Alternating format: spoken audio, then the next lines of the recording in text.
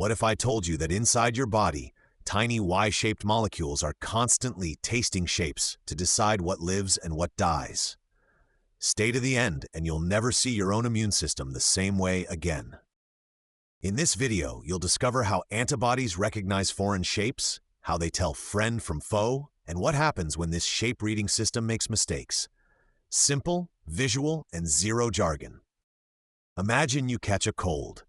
You just feel tired and sniffly. But inside, billions of antibodies are scanning strange shapes on virus shells like detectives comparing puzzle pieces to a secret library of keys. Antibodies are Y-shaped proteins. Each arm tip has a tiny slot that fits a specific foreign shape called an antigen. The match is physical. Bumps, curves, and charges lining up like a handshake that either fits or doesn't. To understand how they recognize shapes, picture a massive key ring. Each antibody is a slightly different key. Most keys will never be used, but a few will perfectly match shapes on bacteria, viruses, or toxins that slip into your body. Where do these millions of unique keys come from? Your immune cells shuffle their DNA like a card deck, randomly mixing gene segments to build new antibody shapes that the body has never even seen before. This random shuffling, called VDJ recombination, acts like a shape generator.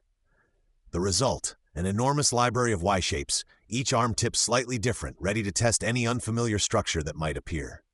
But antibodies don't just recognize whole invaders. They bind to tiny exposed parts of them, called epitopes. Like gripping just one bump on a whole basketball, if that bump's shape and chemistry match the antibody's slot.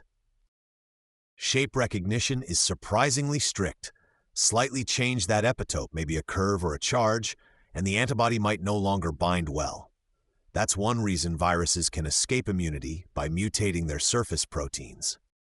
So how do antibodies actually test shapes? They constantly bump into molecules in blood and tissues. When their tips meet something close enough in shape and chemical forces, they briefly stick like weak Velcro. Most matches are poor and fall apart quickly, but when binding is strong and repeated, immune cells sense this shape keeps showing up and sticks well. It might be dangerous. That's the signal to start an immune response. At this point, special B cells that made that successful antibody are selected. They start dividing like crazy, cloning themselves and slightly tweaking the tips to improve the fit, like sharpening a key after testing it in a lock. This fine-tuning process, called affinity maturation, happens in little structures called germinal centers. Think of them as training gyms where antibodies that bind best are promoted and weaker ones are quietly discarded. Over days, the average antibody shape improves. The match to the foreign antigen becomes tighter and more specific, so fewer antibodies are needed to neutralize the same number of invaders.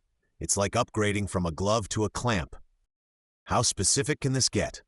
Some antibodies can tell apart two molecules that differ by just a tiny chemical group. To them, that small change feels like a different puzzle piece, enough to weaken or break the binding. You might be wondering, if antibodies recognize shapes so precisely, why don't they attack my own cells all the time? During development, cells that strongly bind your own shapes are usually deleted in a careful screening process. This self-screening reduces autoimmunity, but isn't perfect. Occasionally, antibodies slip through that wrongly see a self-shape as foreign. That confusion can drive autoimmune diseases, where the body attacks its own tissues. Vaccines cleverly use shape recognition.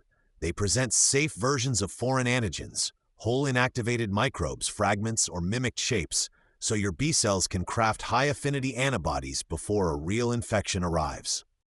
After training, some B cells become memory cells. They keep the blueprint of that successful antibody shape for years. Next time that exact antigen shows up, they respond much faster, often stopping infection before you feel sick. Now here's a twist. Sometimes antibodies bind a foreign shape but don't neutralize it directly. Instead, they act as bright flags, marking invaders so other immune cells can grab and destroy them more efficiently. To help with that, the antibody's stem, the base of the Y, has its own shape. Other immune components recognize this stem like a universal handle, triggering cascades that punch holes in microbes or attract more defense cells. Scientists exploit antibody shape recognition in labs.